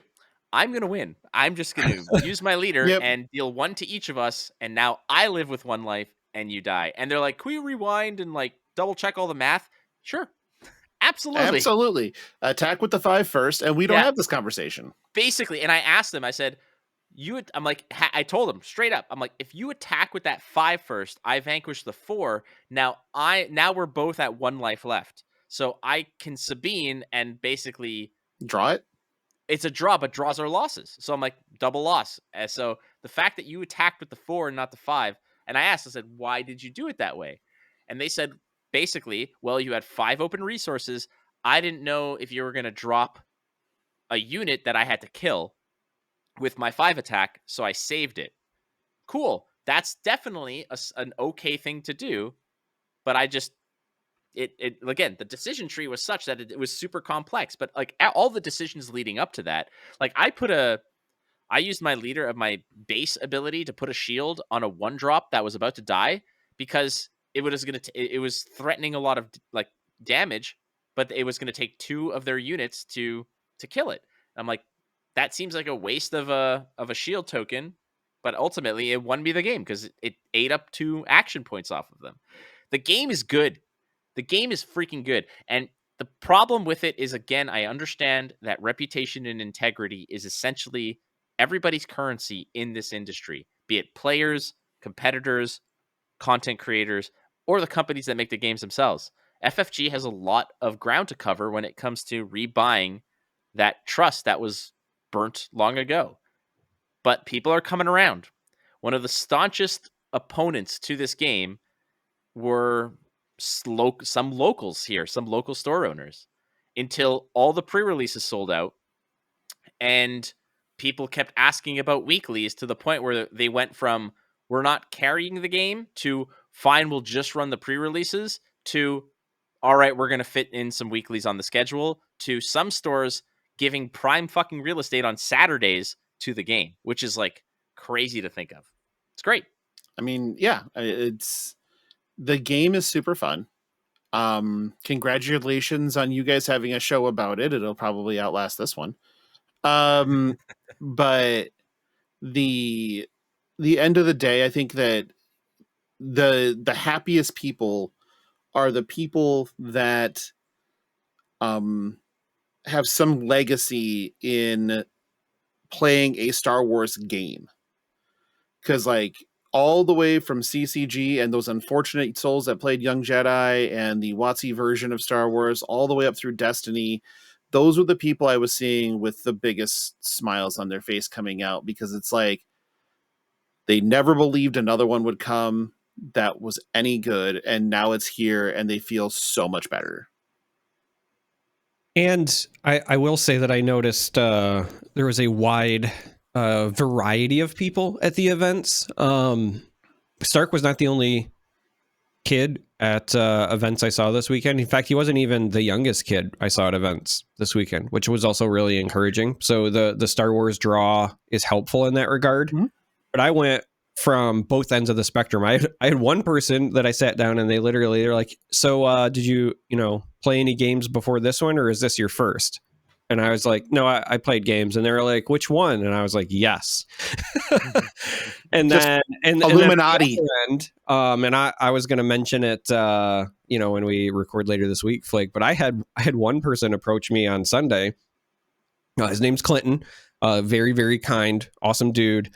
And he was like, yeah, I just want to say, you guys make great content. Love the stuff. And then his partner was there. He introduced me to her.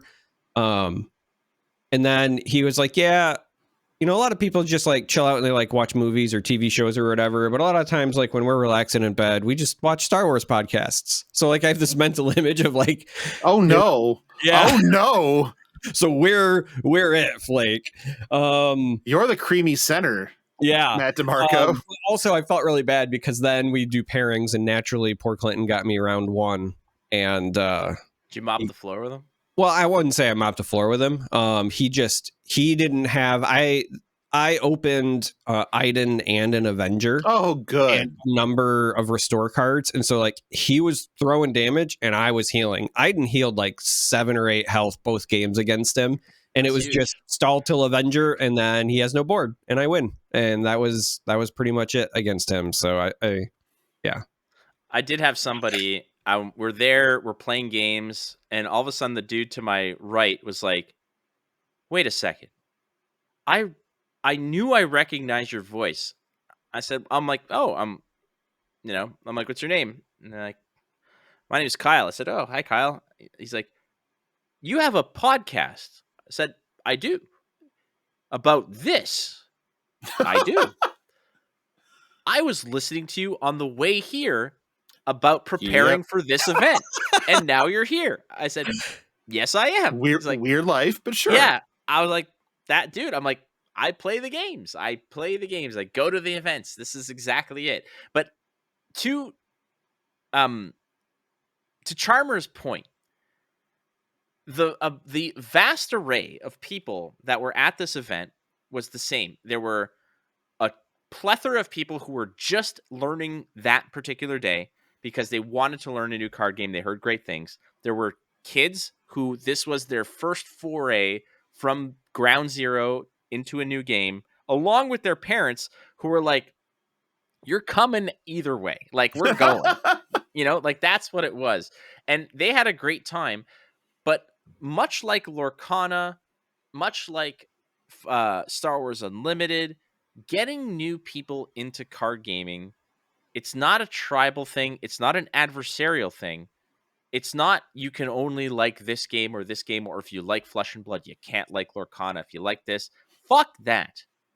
Like what you like.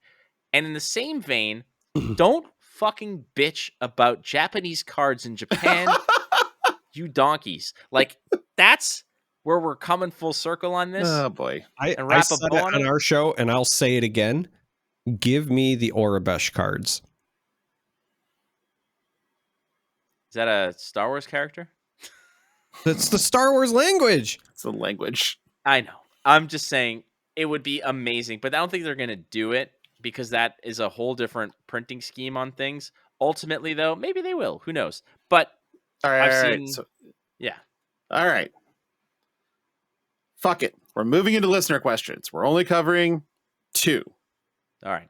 Just I didn't even know that we had any. I completely forgot. I don't know what time it is. I didn't. Time's a flat circle. Who gives a fuck? First one is that's the Earth. That's the Earth. That's not a flat circle. That's a sphere. It's a globe. Not if you ask that guy at the combine. Yeah, it depends. He also said that birds aren't real and that pigeons are a psyop. So I'm not talking about Dalen Mack. I'm talking about that dude too. Like, oh, did he? I think he was from Texas A&M as well. So I don't believe it. What are they teaching there? Fuck! How can that state produce come on, Brody Spurlock and that horse shit? I don't get it. I don't fucking get it. Anyway, look. All this to say, dinosaurs. Not sure if they're actually a thing. The Earth is flat. And if you're a Scorpio, that makes no sense. That makes no sense, because how did Christ ride the T-Rex if they weren't real? Against the T800s or the T1000s? The T1000s, yeah. Yeah. Okay, yep. I'm not sure. Okay, so first question is from Big Lou. Big Lou asks, so if the GoFundMe for FAP in Japan works, how long until we start one for the motion picture adaptation of The Stoic? Because I would start that like ahead of the FAP one, honestly. I'd love to see The Stoic in film. Okay, here's another little tidbit to the lore of this book, you fucking assholes. That book started off ages ago. My writing, I wanted to be a comic book writer. I went to panels, I met writers. That's what I wanted to do. I still have comic book scripts. I have Spider-Man scripts I've written. I got in touch with a lot of people in the industry. The hardest part is kind of famous. I'm not. Look, when you're broke and you want to submit work to a publisher like Marvel or DC, obviously that's way too up there, but like Image that takes risks or things like that, or Dark Horse, you need to basically present them a script and then like the first 5 pages of what you envision. So you need an artist, and I couldn't afford to pay somebody like $100 or $200 a page to produce art for me. So I wrote the whole thing as just a script or a book that or like a short fiction. And so when you're saying a screen adaptation, I always envisioned the entire thing as like a storyboard anyways. So that's not so far-fetched. So yes, send me money and I'll maybe storyboard some shit out for sure. We would be committing to putting it on film, and unlike Japanese game table companies, if somebody is going to pay us something, with the expectation of a delivered product, I'm not going to scum them out of it. So we would be making The Stoic at that point. Sure, and all I would want to do is cast fucking Charmbaka over here in the lead role, because getting any kind of emotion out of him is kind of Tyree or Shane Clivian, who's or not? It's not Shane Clivian. Who I can't think of the Star Wars character that goes two fighters against. That's Hobby, right? Derek Hobby Clivian. Yeah. That actor is more emotive than Charmer. So we may. But if you need it to be that stoic, I mean, he can be that stoic. I mean, look at him, just carved out of fucking granite with that fucking sweeper on his upper lip. Look, like he gets busy and gets busy. That's party all over. I'm not gonna decline charity. Like, just send it my way. Absolutely. Right. Hey, so I'm not famous or anything, but if you ever want to submit something, Flake, the guy who is a senior editor at Dark Horse Comics used to be my dungeon master. So really, yeah, I know a guy.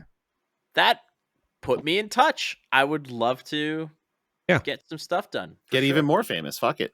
I am. Oh, fucking Christ. Keep trying, buddy. If anybody wants to read this monstrosity, do not pay a dime for it. I will send you the PDF. I own the rights to it. Flesh and Blood podcast. Spencer was fantastic as a dungeon master. Like, dude, you talk about like always wanting to do writing stuff. Like, dude was always such a good storyteller. Did a bunch of like creative writing stuff, like with everybody that was ever at all interested. He's just a cool dude. So, all right, shout out to Spencer. Get Flake in touch so that we can see his vision come to life. Last question we're going to take today is from Jordan Kennedy, host emeritus of Flesh and Pod. He comes in with a classic: fuck, marry, kill. Pickles, beer, bread. Now, this is bait because he knows that he's just going to get us in trouble with our collective daughter if we kill Pickles. No, do it twice. I don't care. Yeah, fucking that's the answer. I don't want them to die. They have to die. First of all, marry bread, kill beer. Easy. Like, this is no brainer.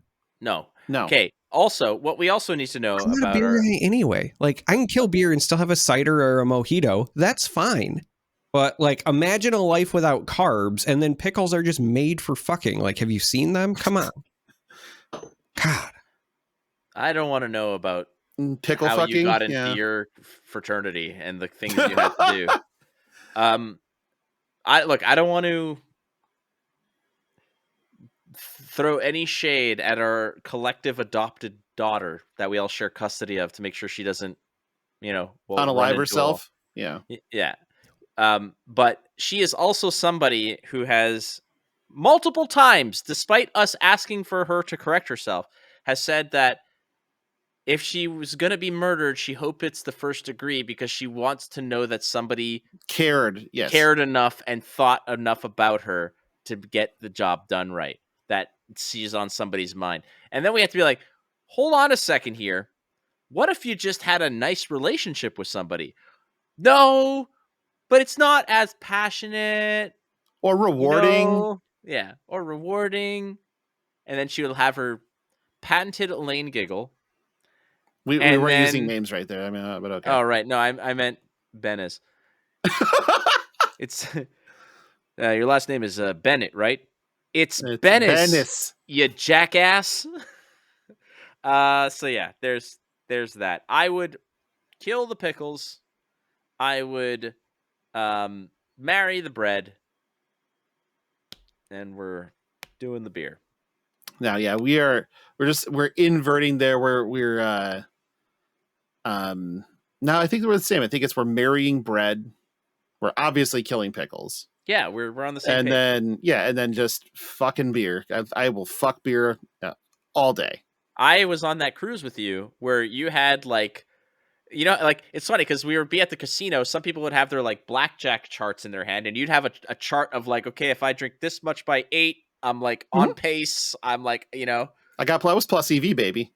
Yeah, you had like a Fitbit that was beeping. It's like, my blood alcohol is too low. My BAC's low. I got to get out to the bar. But yeah, that well, and then there was the last call at the bar in Central Park where they just poured you not a rum and coke, just a rum. Yeah, with a little hint, like they just spritzed the can open next to it. That dude was a boss, though. It was a boss.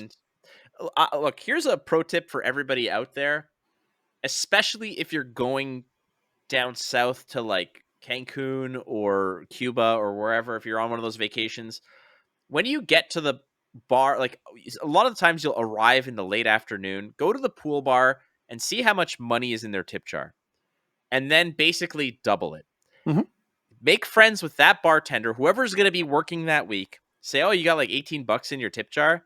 Just be like, just look at it and be like, slam down a 20 for your first drink, and then say, that's for you. You and I are best friends. And then just be really nice to the staff. It'll pay so much dividends, because that bartender, the first drink I ordered wasn't that strong, but we made some conversation. You learn the person's name. You ask them about themselves. And then when you go back for a drink, suddenly it's 3 times as strong. And maybe you pay for it. Maybe you don't. Yeah. Yeah. Kindness pays dividends, baby. It's true. So which one are you marrying? You're fucking the pickle, marrying the bread, and killing beer. Yes. At least we all know to marry bread. At least we all figured that part out. Yeah. Soft, warm. I mean, wholesome. It's the greatest substance on the planet when you talk about something in all of its variety of forms. Like bread and butter is undefeated. Like, hey man, what do you tell somebody when you're out there and be like, they're like, I think I'm gonna go. Yeah, go get that bread. Get that bread. Nobody's like, hey, go fetch them pickles. No one says that. That was very Tank Girl of you, the way you delivered that.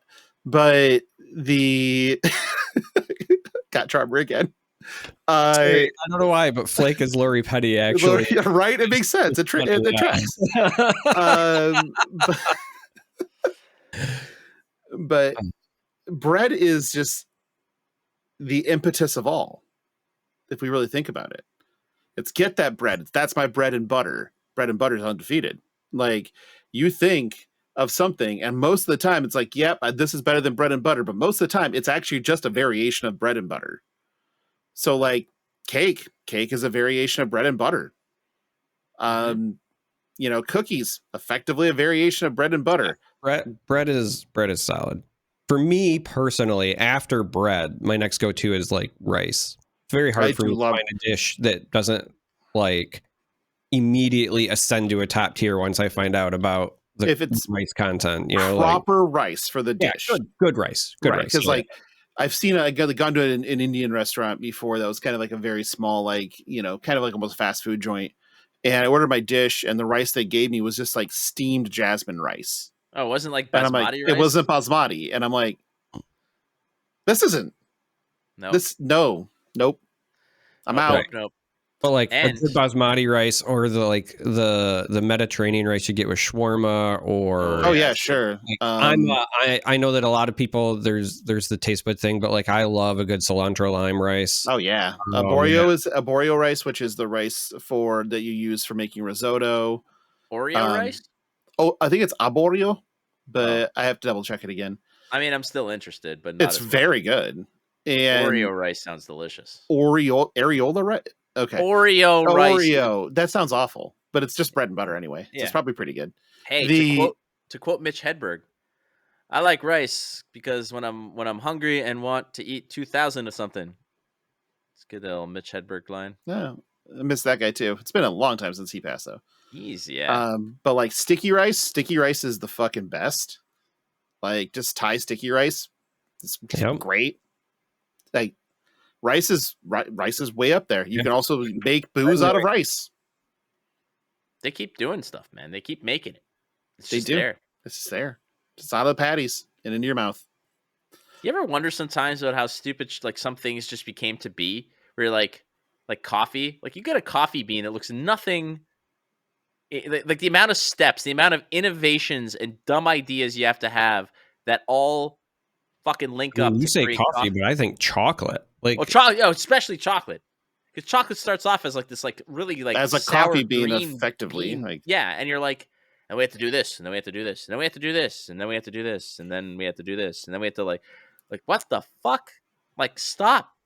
Yeah. Like, you ever wonder how many things are just one more dumb step away from being absolutely exceptional? Like, why isn't someone like, oh, if you put this fucking Brussels sprout through a snake 10 times, like, it changes the fucking flavor and then it becomes something unreal. But no one's done that.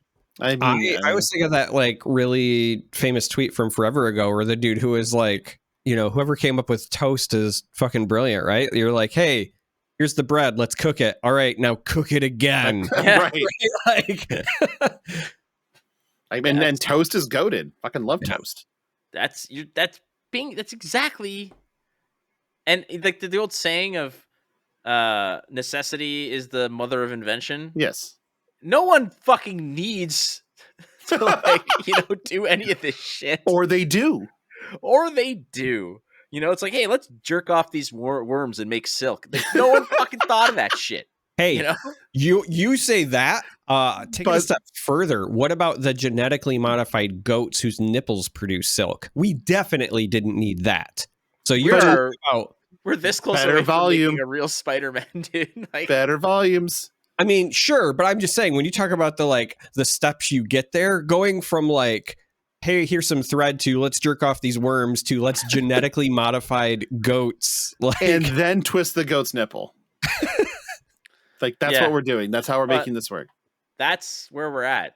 And that's where we're going to stay because I'm ending the show. This is already just we talked about absolutely nothing for an hour and 41 minutes. What the fuck is he doing? No, we didn't talk about nothing. We talked about Flesh and Blood for probably 26 minutes. We're off the rails. So, do you got a emergency pack? Emergency pack. This fucking donkey over here. What the fuck I told him to hold on to. He's got Star Wars packs. So on our other podcast, our Star Wars Unlimited podcast called Ice Cave Radio that releases every Saturday at noon, we have something called emergency packs because we tend to go off the rails. So at one point, we hit the button, you hear Babu Freak say, hey, hey, and then we bust out a pack to get us back onto topic. What do you got there? So far, not a lot. Although it would have been great during my... It was a common leader. And yeah, it was just a Boba Fett leader common base, so nothing too great. But if this was in my sealed pool, this is a really good pool. Yeah, this is really good. Open fire would have been some hotness. This is Logan. It's the underworld thug. Underworld thug. Yeah. I mean, thanks. Crafty smuggler.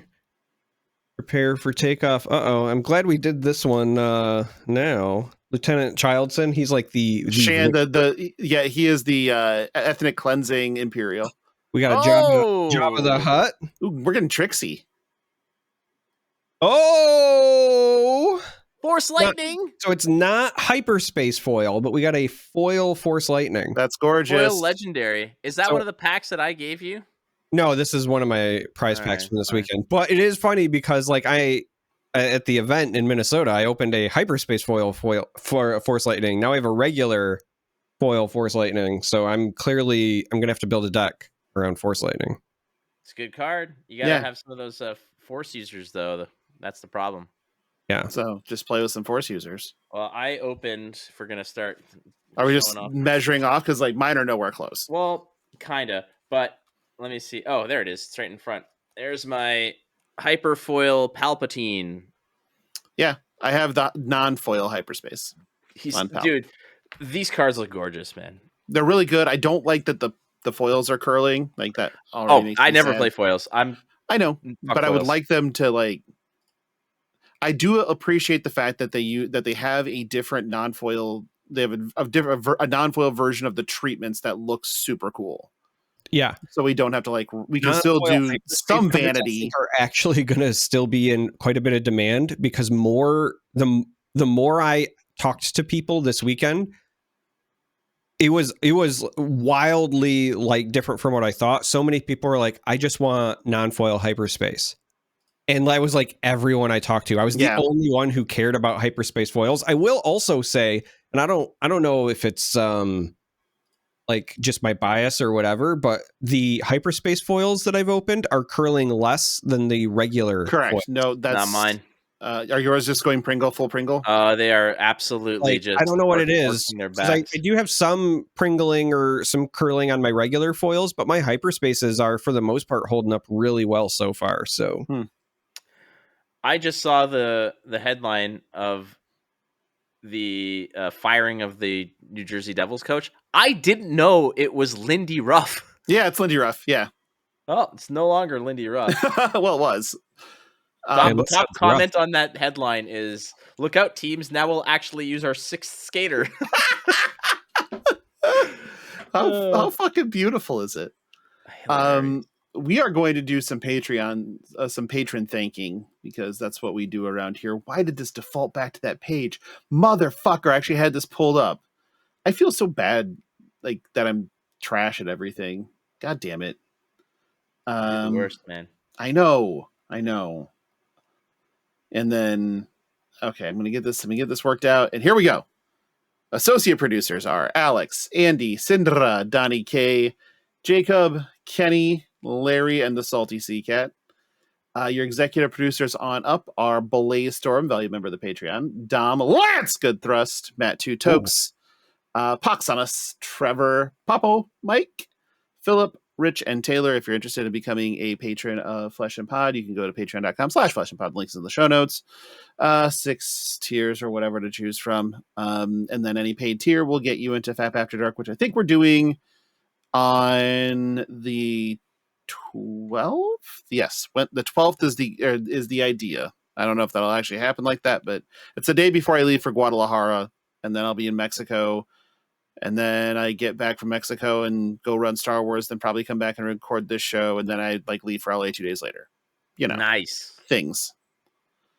But yeah, if you need to contact the show, you can email us at fleshandpod@gmail.com. Links in the show notes. You can also just join our fucking Discord server. That's actually the correct answer to everything. If you want to find us, talk to us, yell at us, whatever, you can just join our Discord server. It's free to anybody. The invite's in the show notes. Flake's in there if you want to add him and just tell him to fuck himself, or tell him how great he is, because that's what he deserves to hear.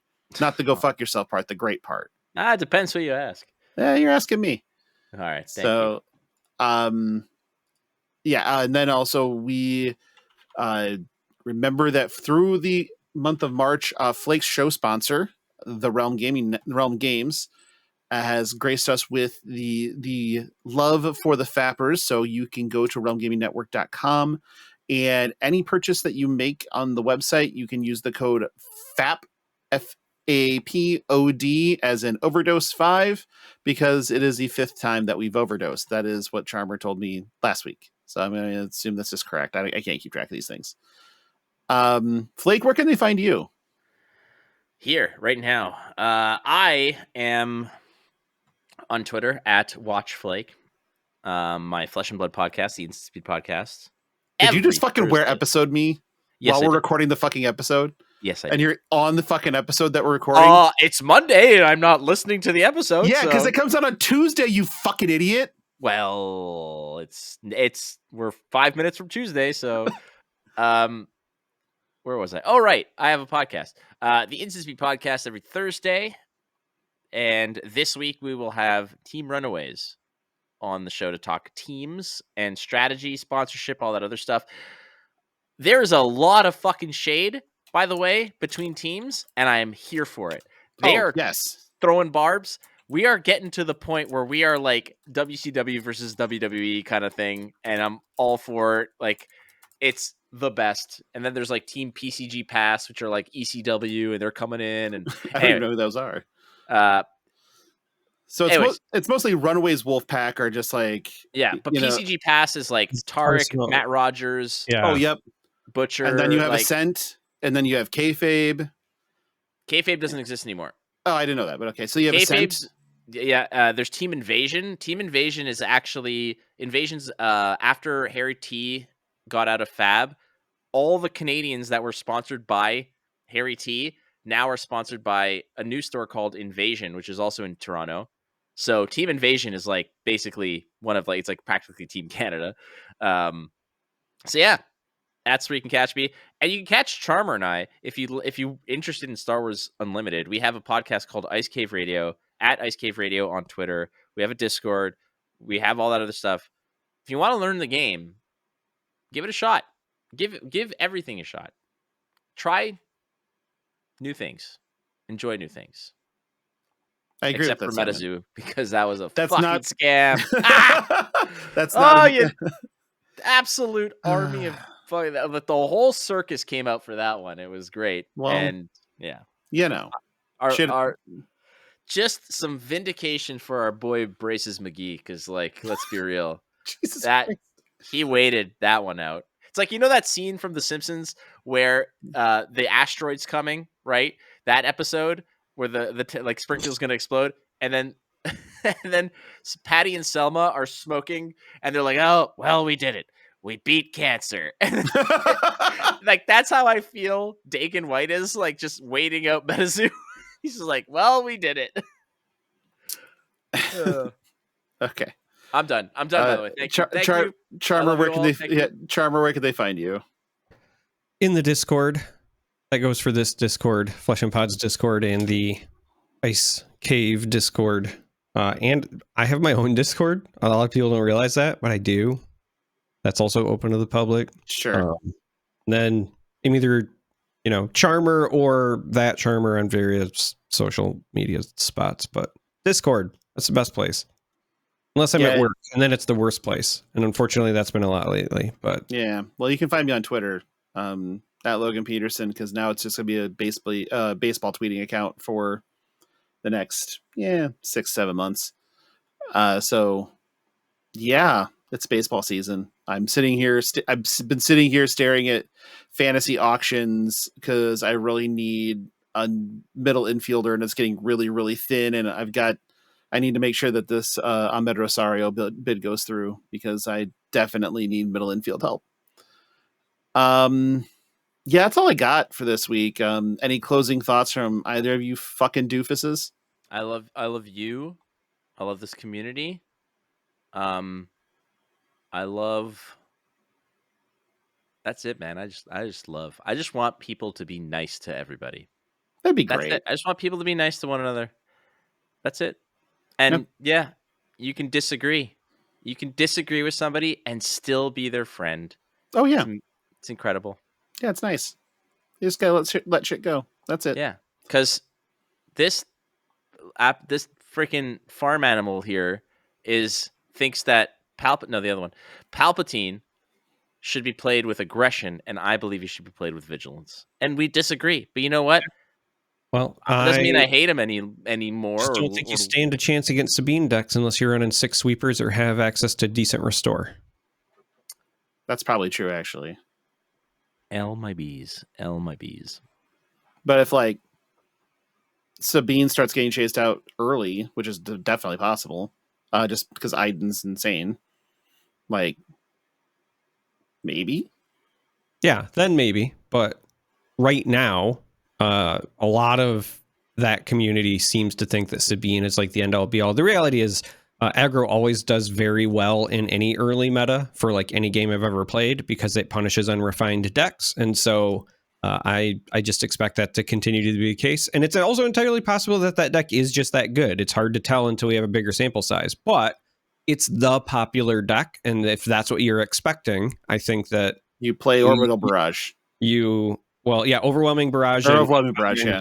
Yeah, so like that's why I think Palpatine is best with aggression right now. So that's just me. No. Good enough. Hey, how'd that first game go for you? Oh boy. No. Yeah. All right. Good enough. I'm ending the show. Fuck this. So we will talk to you all next week. Bye.